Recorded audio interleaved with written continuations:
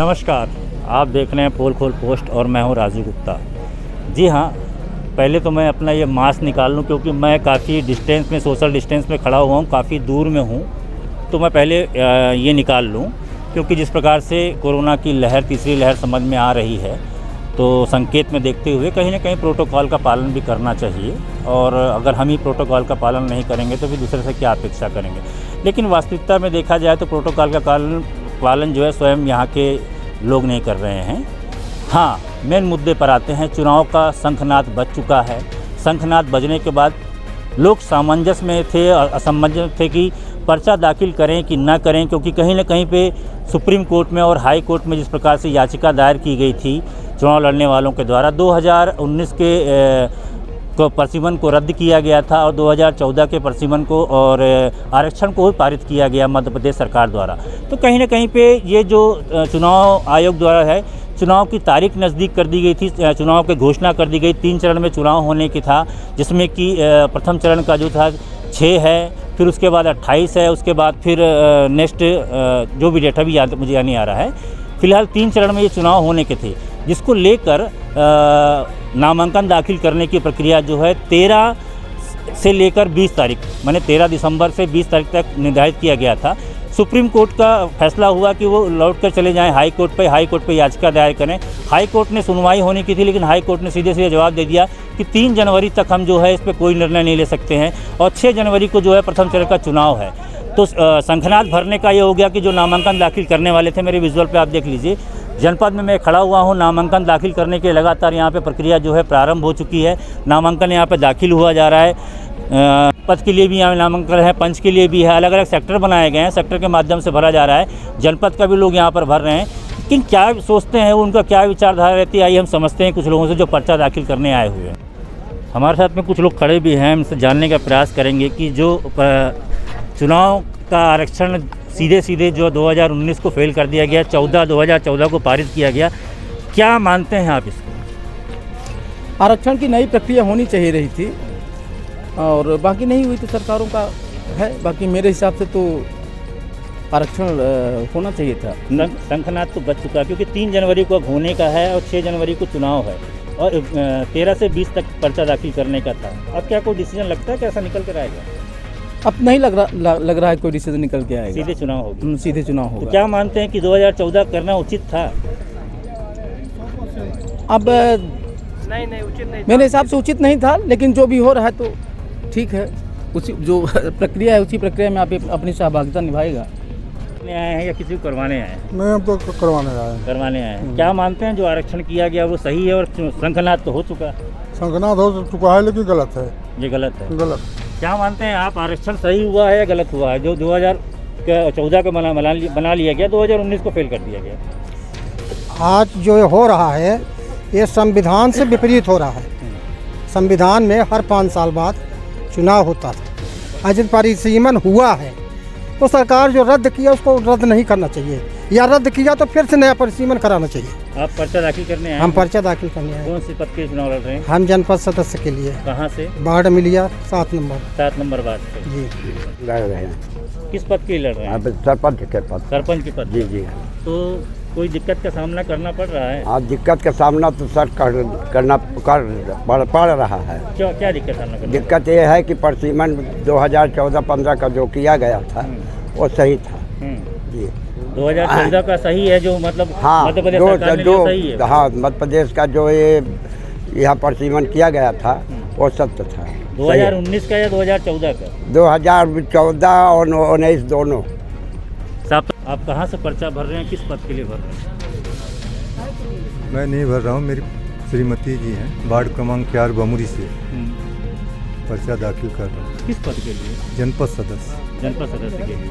अच्छा, क्या मानते हैं आप 2014 का आरक्षण और 2019 का आरक्षण, क्या ये चुनाव लड़ने वालों के साथ में अन्याय है या न्याय है? बिल्कुल अन्याय है। पंचायत चुनाव का हर 5वें साल रोटेशन प्रक्रिया में आरक्षण होता है, लेकिन मध्य प्रदेश की भाजपा की सरकार ने पता नहीं क्या उनके दिमाग में है, ऑर्डिनेंस ला के फिर से वही पुराना आरक्षण 2014 का कर दिया, जो सरासर गलत है। ना क्या चाहिए। और यहाँ पर बुद्धिजीवी लोग खड़े हुए हैं, आइए हम उनसे भी जानने का प्रयास करते हैं। आपका नाम? विद्यासागर शुक्ला। क्या मानते हैं आप, जिस प्रकार से मध्य प्रदेश में 2014 के आरक्षण को मान लिया गया और 2019 को फेल कर दिया गया, तो क्या ये प्रत्याशियों के साथ में हनन नहीं है? नहीं, हनन नहीं हुआ, क्योंकि जो भी आरक्षण कराया गया था वो गलत तरीके से कराया गया था 2014, इसलिए वो सरकार ने जो भी किया वो उचित ही किया है। तो जो नए प्रत्याशी हैं उनके साथ में क्यों आरक्षण क्यों नहीं किया जा सकता था? अगर मान लीजिए अगर जिला पंचायत का आप करवा सकते हैं तो फिर हर पंच से लेकर वहाँ तक भी करवाया जा सकता था। वैसे भी सरकार के पास समय नहीं था, इसलिए कि 2 साल वैसे भी चुनाव देरी से हो रहा है और ये सारा कराने में और भी समय लगता है, इसलिए सरकार ने 2014 किया। जो भी है और सबको मौका मिल रहा है। जैसा कि मैंने आपको बताया था कि हम हर प्रत्याशी से बात करेंगे। अमेलिया जनपद से शायद मेरे ख्याल से पर्चा भरे हुए हैं रजनीश जी, संजू के नाम से जाने जाते हैं और भाजपा के अच्छे नेता भी हैं वो। आइए हम उनसे जानते हैं कि उन्होंने पर्चा भरा और किस पद के लिए और कहाँ से भरा। रजनीश भैया जी, जनपद पंचायत वार्ड क्रमांक 7 अमेलिया से। क्या लगता है आपको कि 2014 और 2019 के जो ये फेरबदल किया गया, ये सही था, निर्णय था, या फिर इस पर कुछ संशोधन करना चाहिए? नहीं, बिल्कुल सही निर्णय था। 2019 में तो सारी प्रक्रिया गलत हुई थी, अपने हिसाब से लोगों ने यहाँ करवाया था। 2014 वाले में हो रहा है, सबसे बेस्ट है, बढ़िया है। अब जहाँ से लड़ रहे हैं उस ग्राम पंचायत के जनपदों, मतलब अपने प्रत्याशियों जो लड़ रहे हैं, तो जनताओं से क्या आप अनुरोध करना चाहेंगे कि अब जिस चुनाव में आप जा रहे हैं, इससे पहले भी गए थे, तो क्या अनुरोध करना चाहेंगे उनसे? अब उनसे यही अनुरोध करेंगे कि सही व्यक्ति का चयन करें, अपने विवेक से सही व्यक्ति को चुनें। अगर लगता है कि सही है तो चयन करें। तो हिसाब भी मांगना चाहिए उनको, 7 साल का 5 साल का हिसाब भी मांगना चाहिए सरपंच और सरपंच से, कि मांगना नहीं चाहिए? आप क्या मानते हैं? बिल्कुल मांगना चाहिए, क्यों नहीं मांगना चाहिए भाई? अगर जनप्रतिनिधि वो बनाए हैं अपना, तो हिसाब तो मांगना चाहिए। हिसाब मांगना बिल्कुल मांगना चाहिए। देखिए, साफ तौर पर आपका कहना था कि मैंने प्रत्याशी को चुना, मैंने उनको मौका दिया, चाहे वो पंच हो, चाहे सरपंच हो, चाहे जनपद हो, चाहे फिर जिला जनपद हो। लेकिन 7 साल बीतने के बाद, मैंने कहना 7 साल नहीं 8 साल होने जा रहा है लगभग, लेकिन उनसे हिसाब मांगना चाहिए, क्योंकि 2014 के सर्वे के हिसाब से फिर से ही परिसीमन के हिसाब से वो आएंगे, प्रत्याशी वही होंगे, तो उनसे जवाब मांगना चाहिए कि 7 साल आपने ग्राम पंचायतों के लिए क्या विकास किया है, चाहे वो सरपंच हो, चाहे वो पंच हो, चाहे जनपद हो, चाहे जिला हो। तो देखते रहिए कि आगे क्या निकल कर आता है, जीत और हार का फैसला क्या होता है। 3 तारीख का भी बचा हुआ है, समंजस थी, लेकिन साफ तरीके से समझ में आ रहा है कि चुनाव तो होगा ही होगा, क्योंकि 13 से 20 तक नामांकन दाखिल करने का था। तो नामांकन दाखिल करने की सारी प्रक्रिया अपनाई गई है। अब आगे क्या निकल कर आता है, इस विषय पर हम तहसीलदार से भी जानने का प्रयास करेंगे और बात करने का प्रयास करेंगे। तो कुछ लोगों को कहना ये है कि जो परिसीमन या आरक्षण किया गया है वो सही है, कुछ लोगों का कहना है कि गलत है, क्योंकि 2019 में जब सरकार थी कांग्रेस में, तो कांग्रेस की सरकार थी, उन्होंने 2019 में परिसीमन करवा दिया था और आरक्षण भी करवा दिया था, जो अलग अलग बन गए थे। लेकिन जो आरक्षण की प्रक्रिया की गई थी और उसको लेकर कहीं ना कहीं विरोध था, जिसको लेकर लोग हाई कोर्ट गए, हाई कोर्ट से सुप्रीम कोर्ट गए, फिर लौटकर फिर हाई कोर्ट आए। लेकिन अब वो 3 जनवरी को इसके में निर्णय निकल कर आएगा और प्रथम जो चुनाव है वो 6 जनवरी को होना है, जो पहले चरण का होगा। तो दूसरे चरण का जो है वो 16 को होगा। नामांकन जो दोनों दाखिल करने का है, जो प्रथम चरण वाले हैं, द्वितीय चरण वाले हैं, दोनों ही नामांकन दाखिल करने हैं। उनके पास कोई विकल्प नहीं बचा है, क्योंकि 13 से 20 तक ही नामांकन दाखिल करने का समय है। तो जैसा भी हो, कोर्ट का जो भी फैसला हो, लेकिन नामांकन दाखिल करने के लिए आप देख सकते हैं कि यहाँ नामांकन दाखिल हो रहा है। अब देखना ये होगा कि कोर्ट का क्या फैसला निकल कर आता है।